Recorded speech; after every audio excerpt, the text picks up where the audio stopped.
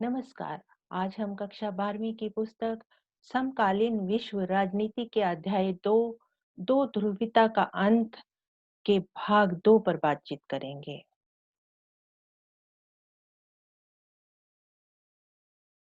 इस पाठ को 3 भागों में बांटा गया है। इस वीडियो में हम पाठ के जिन बिंदुओं के बारे में चर्चा करेंगे वे हैं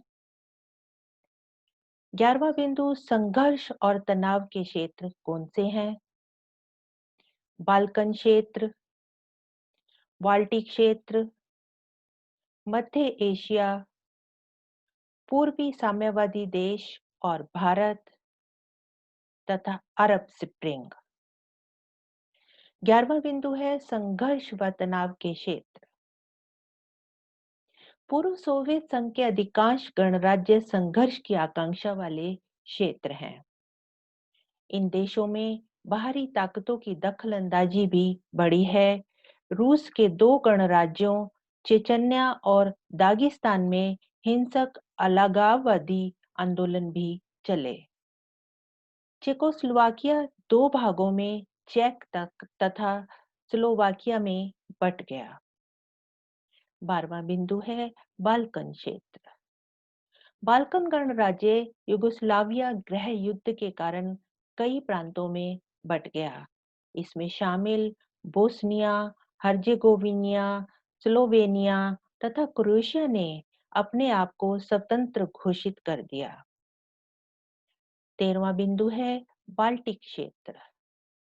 बाल्टिक क्षेत्र के लिथुआनिया ने मार्च 1990 में अपने आप को स्वतंत्र घोषित किया तथा एस्टोनिया, लातविया और लिथुआनिया 1991 में संयुक्त राष्ट्र संघ के सदस्य बने और 1904 में नाटो में भी शामिल हुए। 14वां बिंदु है मध्य एशिया। मध्य एशिया के तजाकिस्तान में 10 वर्षों तक यानी 2001 तक गृह युद्ध चला। Azerbaijan, Armenia, Ukraine, Kyrgyzstan, Georgia में भी गृह युद्ध की स्थिति है। मध्य एशिया गणराज्यों में पेट्रोल के विशाल भंडार हैं। इसी कारण से यह क्षेत्र बाहरी ताकतों और तेल कंपनियों की प्रतिस्पर्धा का अखाड़ा भी बना रहता है। 15वां बिंदु है पूर्वी साम्यवादी देश और भारत। पूर्वी साम्यवादी देशों के साथ भारत के संबंध अच्छे हैं तथा रूस के साथ भारत के संबंध विशेष रूप से प्रगाढ़ हैं। दोनों देशों का सपना बहुध्रुवीय विश्व का है।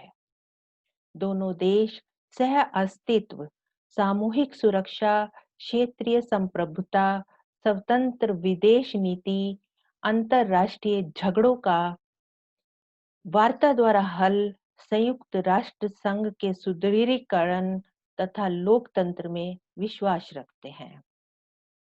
2001 में भारत और रूस द्वारा 80 द्विपक्षीय समझौतों पर हस्ताक्षर किए गए। भारत रूसी हथियारों का खरीदार है। भारत रूस से तेल का भी आयात करता है। भारत परमाणविक योजना तथा अंतरिक्ष योजना में रूसी मदद लेता है। भारत कजाकिस्तान और तुर्कमेनिस्तान में ऊर्जा आयात को बढ़ाने की कोशिश भी कर रहा है।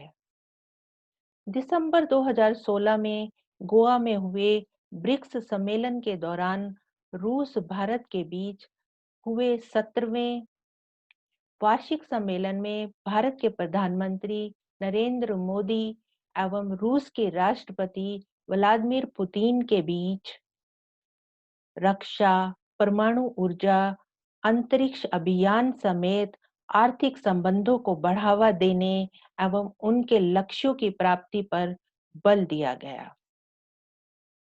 16वां बिंदु है अरब स्प्रिंग। 21वीं सदी में पश्चिमी एशियाई देशों में लोकतंत्र और लोकतंत्रीकरण के नए विकास का उदय हुआ तथा इस दौरान एक ऐसी घटना अरब बसंत के रूप में दिखाई देती है, जो 2009 में शुरू हुई थी। ट्यूनीशिया जहां भ्रष्टाचार, बेरोजगारी और गरीबी के खिलाफ संघर्ष था, में अरब स्प्रिंग ने अपनी जड़ें जमा ली तथा जनता द्वारा शुरू किया गया संघर्ष एक राजनीतिक आंदोलन में बदल गया, क्योंकि जनता मौजूदा समस्याओं को निरंकुश तानाशाही का परिणाम मानती थी। ट्यूनीशिया में शुरू होने वाले लोकतंत्र की मांग पश्चिमी एशिया में मुस्लिम बहुल अरब देशों में भी फैल गई।